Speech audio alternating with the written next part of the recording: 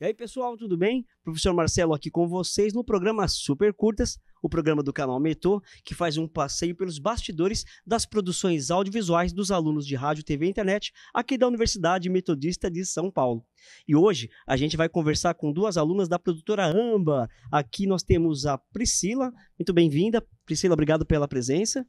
Eu que agradeço o convite, eu tô muito feliz. Imagina, a felicidade é toda nossa. Esther, também muito obrigado por ter aceito o nosso convite para falar um pouquinho com a gente. Muito obrigada pelo convite, a gente fica agradecida. Muito bem, e a gente vai falar hoje um pouquinho do curta Limbo, né, que é o curta da produtora Amba, que vocês fizeram em comédia, um gênero de comédia, né? Vamos dar uma olhadinha então no curta. Que porra eu tô fazendo aqui? Ai, minha cabeça, que inferno! Inferno não, ainda não. Bem-vindo ao Limbo. Vocês não vão terminar de explicar, não? Acorda pra vida, garoto.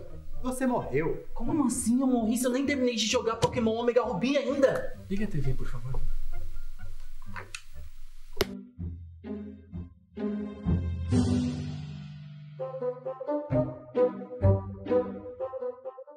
Muito legal.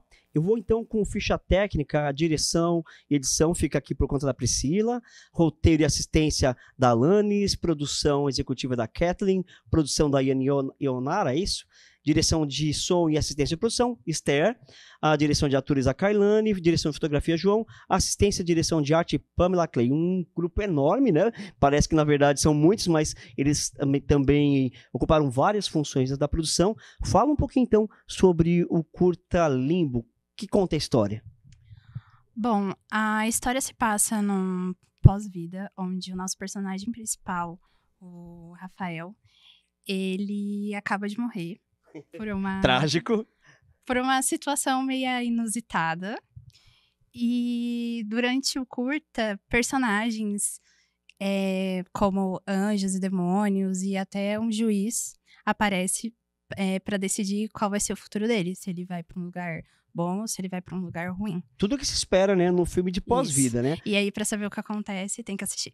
E aí, o grande lance é que, na verdade, pode parecer trágico, mas é uma comédia. É uma comédia, né? Sim. Como é que foi para vocês, então, encarar o desafio de fazer uma dramaturgia de comédia, sabendo que todo mundo fala que talvez seja um dos gêneros mais difíceis que, né, um produtor audiovisual possa trabalhar?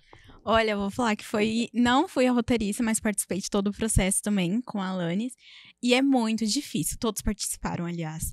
E, nossa, comédia é muito difícil, porque não é só fazer uma piadinha e esperar que as pessoas dão risada, porque não é assim. Porque às vezes a piada tem que ser boa também. Tem. Né? E não pode ser uma piada que só você entenda. Todo mundo tem que entender. Ou a maioria das pessoas. Tem que ser uma experiência coletiva, universal. Sim, foi. Como é que vocês lidaram com isso?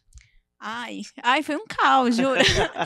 Assim, a gente teve muita ajuda do Marcelo, que fez a nossa assessoria, que foi ajudando, pra gente entender em que caminho da comédia a gente gostaria de seguir. Tanto que foi uma comédia mais inteligente, não tão aquela que você dá uma super risada, não. É só pastelão, aquela comédia física, que é um dos subgêneros, né? Isso.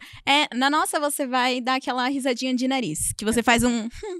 E é isso. E você vai ficar satisfeito, é o que você quer ver num dia cansativo.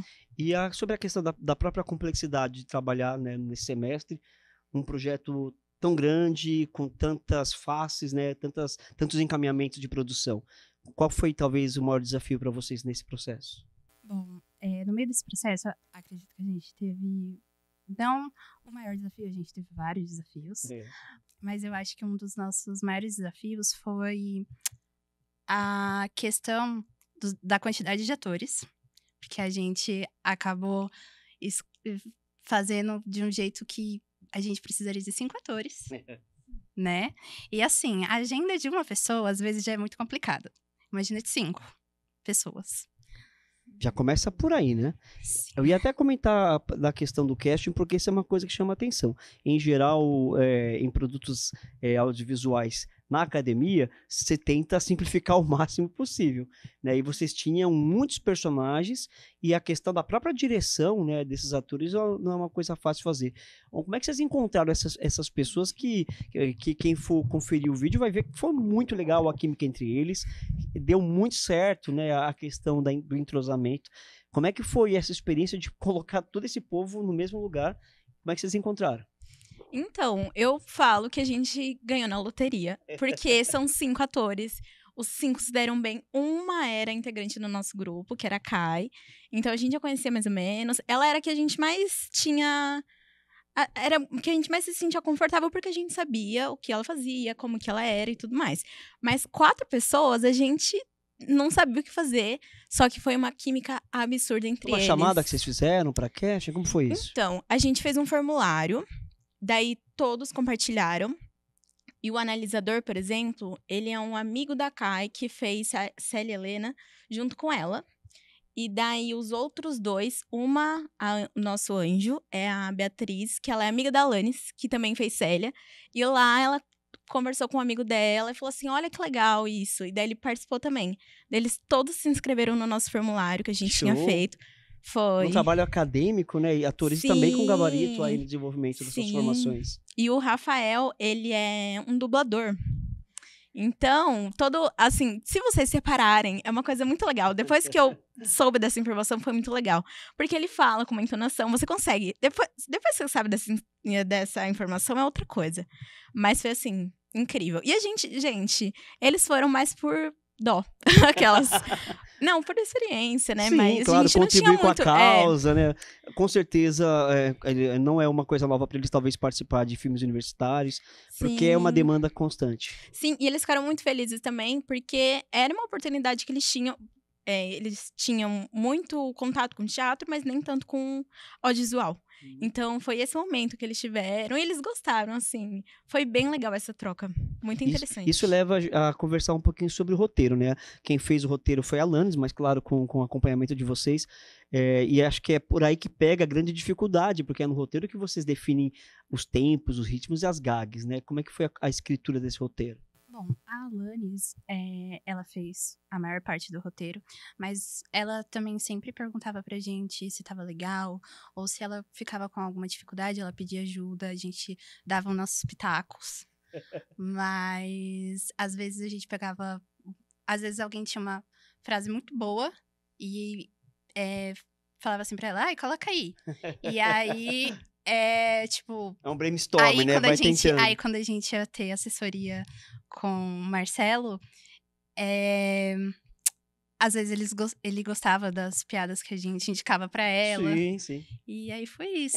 Esse processo de acompanhamento, e esse que talvez o grande desafio, porque é um quebra-cabeça, né? Você vai ter que ir encaixando as peças, principalmente na comédia, que teve o ritmo, né? Aqui funciona, aqui não funciona, e vai tentando. Fala um pouco, então, de uma coisa que ficou super legal, que foi a direção de arte de vocês, né? A concepção da arte, do figurino, que foi uma coisa muito diferente. Conta um pouquinho sobre essas decisões relativas que vocês desenvolveram. Então, eu vou começar primeiro pelo figurino, porque muita coisa pra falar. Sobre figurino, inicialmente a gente pensou em fazer uma coisa super, super assim, só quem assistir vai entender. Só que a gente tinha 5 minutos pra contar uma história. Então, não dava pra colocar uma coisa que fosse fora do padrão de Anjo e Demônio, por exemplo. Porque as pessoas não iam entender, a gente não tinha tempo e a gente não queria contar a história da roupa deles. A gente queria contar a história deles, do Rafael. Muito bem. E a gente quis fazer uma coisa que fosse semelhante, mas não exatamente. Então, não era vamos colocar um chifrinho, que demônio. Trabalhar com os estereótipos, né? Sim, a gente tentou procurar coisas que remetessem a gente pesquisou bastante, porque a gente queria, por exemplo, um demônio que ele fosse muito estiloso, que ele fosse muito preocupado com a aparência dele, e a gente conseguiu transmitir, eu fiquei muito satisfeita. Sim. Ele exala a vaidade ali, né? Você sente, assim, ele andando assim, com você, e a roupa ajudou nisso. Uhum. Daí a nossa Ângela era mais leve, com tons que a gente gostou, que era mais o branco, que remete mais ao céu, com o azul, que são cores mais claras. Vocês optaram por um fundo neutro, né? Sim. Talvez assim não caracterizar de fato um lugar. Mas uma coisa bem legal é a produção de objetos de vocês ali. Como é que foi coletar esse material todo? Nossa, foi bem difícil. A gente, como parte da história era mostrar que eles estavam meio ultrapassados com o tempo, a gente teve bastante dificuldade, porque não tínhamos orçamento, então foi conseguindo com familiares. A parte dos objetos, a gente acabou conseguindo, como a Pri disse, com ajuda dos nossos amigos, dos Garimpando nossos mesmo, né? familiares. A minha sorte é que a minha mãe tinha uma máquina de escrever, que é um objeto, assim, meio que era importante para nossa cenografia. E a televisão também. Minha mãe que ajudou. Muito bem. Bem, você viu que, melhor, a gente vê que é um projeto que ele tem que andar em várias frentes, né? Não é um projeto fácil. E aí o desenvolvimento dela vai implicar também na construção de competências. Como é que vocês acham que o curso e as temáticas que foram abordadas dentro de sala de aula ajudaram a vocês estudarem esses encaminhamentos? Assim, acho que a gente caiu meio de paraquedas pra fazer esse curta, mas foi assim, era acompanhamento de... A gente tinha que fazer isso e a gente tinha na aula. Então, aprendia na aula e já tinha que colocar em prática. Então, foi muito bom pra realmente você saber o que você está fazendo. Então, não só memorizar, mas você fazer na prática para você saber. É construir competência, né? É isso. Acho que, sei lá, 6 meses eu construí o que eu vejo que pessoas com 1 ano ainda não conseguiu ainda, sabe? Em todos os aspectos. Muito bem. E uma pergunta que eu faço aí para quem desenvolve um projeto como esse, como é que foi ver o produto final? Você que fez a edição, né? Qual que foi o desafio de ver isso pronto e você exibindo para os seus colegas? Qual foi a reação? Eu vou começar, amiga. Assim, no dia, juro, eu queria muito que... Quando eu tava pronto, eu queria mostrar para todo mundo, porque foi muito trabalhoso. Foi, assim, caos, dias de caos. Dia sem dormir, dia fazendo muito trabalho. Então, no dia que foi apresentar, eu quis chorar. Imediatamente. A emoção. Eu fiquei muito feliz. Porque, assim, tudo que você fez durante, sei lá, 3 meses, 4... Deu certo, é isso. E tem outras coisas também envolvidas, né? Identidade visual, vinheta, toda a parte de apresentação que vocês tiveram que fazer para o Curtas. É uma emoção. E com a sua reação, Esther, sobre ver o produto finalizado? A minha sensação foi... Alívio. Eu falei assim, não acredito, a gente conseguiu. Depois de todos os perrengues que a gente passou, deu certo. Muito bem. Gente, eu só agradeço, então, a presença de vocês aqui. E para quem está em casa ali, assista o curta-metragem Limbo no canal Metrô. Ali você vai encontrar também o making-off para você entender um pouco mais dos bastidores, ver como é que foi o processo de produção. Muito obrigado, Priscila. Muito obrigado, Esther, por ter vindo aqui falar com a gente. Então, a gente fica por aqui. Até o próximo curta-metragens aqui, né, que a gente vai apresentar no Super Curtas. Um abraço, pessoal. Até mais.